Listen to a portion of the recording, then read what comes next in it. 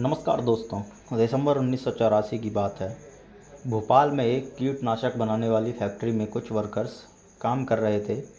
रात के 12 बजे के आसपास उन्होंने महसूस किया कि उनकी आंखों में जलन हो रही है और साथ में उन्हें कुछ अजीब सी स्मेल भी आ रही थी।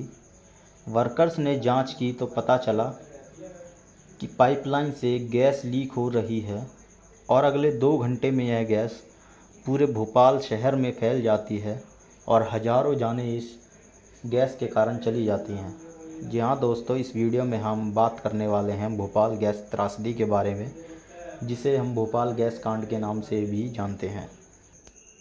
भोपाल की जिस फैक्ट्री में ये कांड हुआ उस फैक्ट्री का नाम था यूनियन कार्बाइड इंडिया लिमिटेड। इसकी स्थापना 1934 में हुई। Union carbide India limited company subsidiary थी एक अमेरिकन कंपनी की जिसका नाम था यूनियन कार्बाइड कॉरपोरेशन यानी यूसीसी।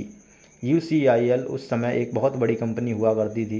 इसके 49.1% शेयर्स इंडियन इन्वेस्टर्स के पास थे, जिनमें कि भारत सरकार और सरकारी बैंक्स भी शामिल थे। बाकी 50.9% स्टेक यूसीआईएल की parent company union carbide corporation के पास थे। ये company batteries, carbon product, plastic, औद्योगिक केमिकल्स और कीटनाशक बनाती थी। हालांकि 1994 में इस गैस कांड के बाद यूनियन कार्बाइड कॉरपोरेशन ने अपनी पूरे हिस्सेदारी कोलकाता की एक company McLeod Russel India limited को बेच दी, जिसका कि बाद में नाम बदलकर एवररेडी इंडस्ट्रीज़ इंडिया लिमिटेड कर दिया गया। दरअसल 1969 में यूनियन कार्बाइड ने भोपाल में एक सेविन नाम के कीटनाशक के निर्माण के लिए फैक्ट्री लगाई। इस सेविन नाम के कीटनाशक को बनाने के लिए मिथाइल आइसोसाइनाइट यानी MIC नाम के केमिकल का इस्तेमाल किया जाता था। शुरू के 10 साल तक तो कंपनी इसे बाहर से इंपोर्ट किया करती थी, पर 1978 तक कंपनी लॉस में जा रही थी। बढ़ते कंपटीशन के कारण यूसीआईएल को अपने प्रोडक्ट सेविन के दाम भी घटाने पड़े और इसी लॉस को कम करने के लिए कंपनी ने मिथाइल आइसोसाइनाइट भोपाल में ही बनाने का फैसला किया और भारत सरकार ने भी 1979 में यूसीआईएल को यह खतरनाक केमिकल बनाने का लाइसेंस दे दिया और जिसके बाद 1979 में यूसीआईएल ने मिथाइल आइसोसाइनाइट यानी MIC के प्रोडक्शन के लिए नया प्लांट लगाया। पर कॉस्ट कटिंग के नाम पर इसमें कई गलतियां की गईं। कभी इस प्लांट की ठीक से मेंटेनेंस भी नहीं की गई। हमेशा ख़राब पाइप्स को लो क्वालिटी के पाइप से रिप्लेस कर दिया जाता।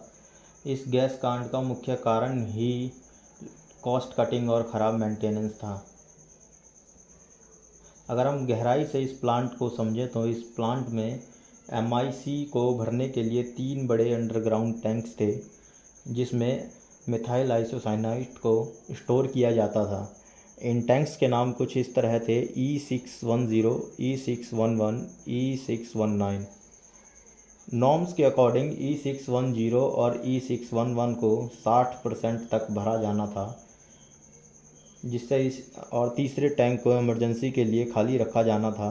लेकिन जैसा हमने बताया कि कंपनी ने पैसे बचाने के लिए टैंक्स में 60% से ज़्यादा MIC को फिल किया गया और तीसरे टैंक को जो इमरजेंसी के लिए रखा गया था उसे भी MIC से भर दिया गया। इसके बाद इन टैंक्स में प्रेशराइज्ड नाइट्रोजन को भरा जाता था, जिससे कि यह मिथाइल आइसोसाइनाइट स्थिर रह सके। इन टैंक्स के अलावा वहाँ एक अलग से केमिकल प्रोसेसिंग यूनिट भी थी, जो इन टैंक्स के पास में ही थी।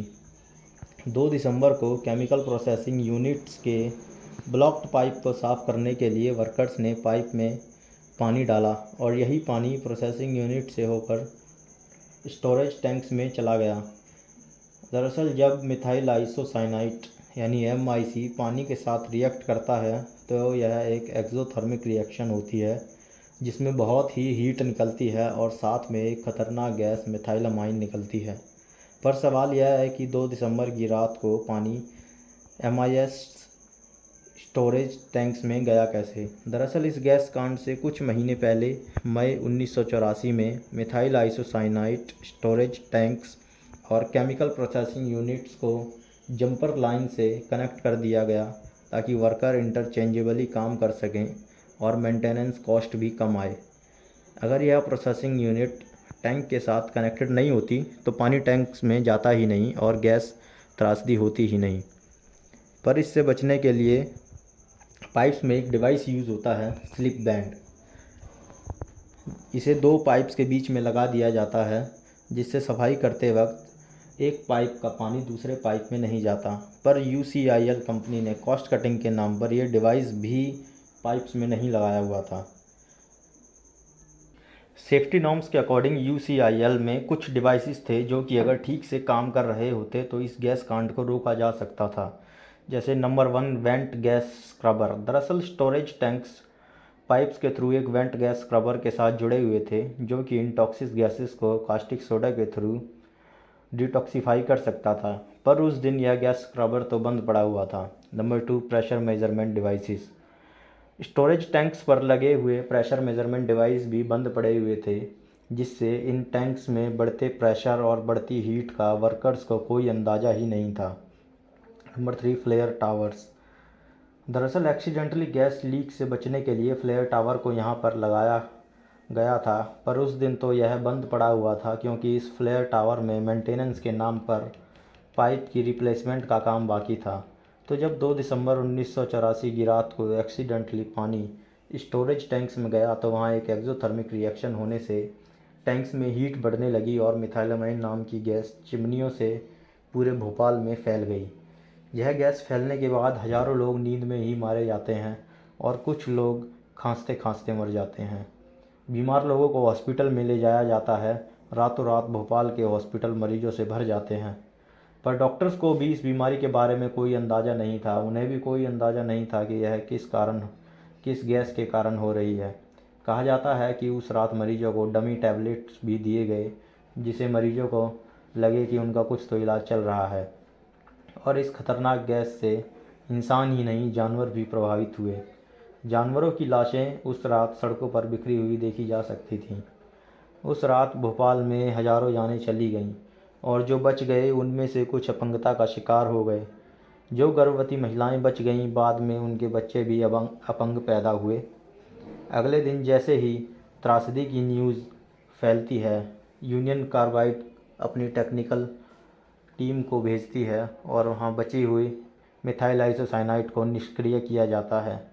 4 दिन बाद जब यूसीसी का चेयरमैन वॉरेन एंडरसन भारत आता है तो उसे अगले दिन ही अरेस्ट कर लिया जाता है। हालांकि कुछ घंटों के बाद ही उसे सीक्रेटली बेल भी मिल जाती है और बाद में उसे स्पेशल प्लेन से दिल्ली भिजवाया जाता है और दिल्ली से उसे अमेरिका भेज दिया जाता है। उसके बाद एंडरसन कभी भारत लौटकर नहीं आया। वॉरेन एंडरसन और यूनियन कार्बाइड कॉरपोरेशन को आरोपी बनाया जाता है और कुछ साल बाद इन्हें कोर्ट द्वारा क्रिमिनल भी घोषित कर दिया जाता है। पर कोर्ट की इस पूरी हियरिंग में वॉरेन एंडरसन कभी कोर्ट में पेश ही नहीं होता। 2014 में वॉरेन एंडरसन की मौत हो जाती है, पर अभी भी सुप्रीम कोर्ट में यूसीसी के खिलाफ कई केस पेंडिंग हैं। इस घटना के बाद कई लॉज बनाए गए जिससे आने वाले समय में वॉरेन एंडरसन जैसे लोगों पर स्ट्रिक्ट एक्शन लिया जा सके। तो दोस्तों कमेंट बॉक्स में बताएं, जिस तरह भारत सरकार ने एंडरसन को वापस अमेरिका जाने दिया, क्या यह भोपाल गैस ट्रेजेडी के पीड़ितों के साथ इंसाफ था?